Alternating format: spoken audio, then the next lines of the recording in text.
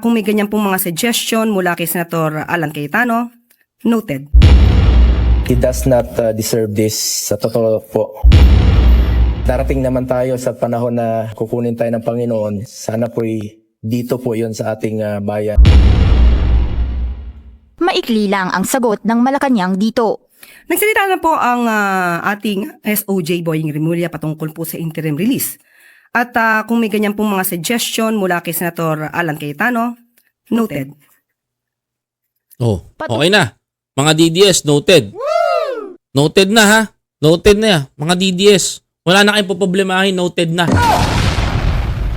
Naman ang panawagan ng Duterte allies sa immediate repatriation ng dating Pangulo. Kaya ang malabo. He does not deserve this, sa totoo po.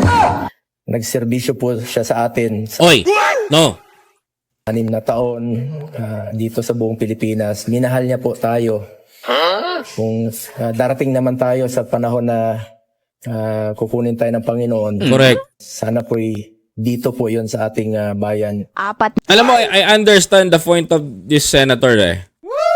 Gusto niyang mangyari sa bayan na sa Pilipinas na mahimlay si Duterte. Wala namang problema dyan. But suddenly, mga kababayan ko, like I said, mga kababayan ko, kahit anong pilit pa nito ni SBG na pagpupush, mga kababayan ko, para maitulak na maitulak yung pag-release ni dating Pangulong Duterte, wala na magagawa eh. Mga kababayan ko, kailangan litisin si Digong, mga kababayan ko, sa Netherlands.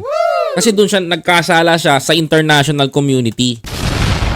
Mga kababayan ko. But here is the thing, mga kababayan ko. Here's the thing, mga kababayan. Honestly, it's very hard na makalabas pa si Digong. Yes. Malabo na. He is 80 years old. Like, paano kung hatulan siya ng 20 years imprisonment? 100? Bago siya makalabas? Malabo na. Mga kababayan ko. Kaya kahit sabihin naman ni SBG na nigo na nagtrabaho naman si dating Pangulong Duterte. Well, wala naman ako masasabi. Nagtrabaho naman siya talaga. Mga kababayan ko, nagtrabaho naman siya. Sa sobrang galing ng trabaho niya, maraming Pilipino ang inubos niya. Mahirap, mga kababayan ko. No, mahirap. Mahirap na makalabas si Digong. Yun lang yun. na buwan nang nasa ICC si FPRRD matapos maaresto noong March 11 sa kasong Crimes Against Humanity dahil sa kanyang madugong Yan, mga kababayan.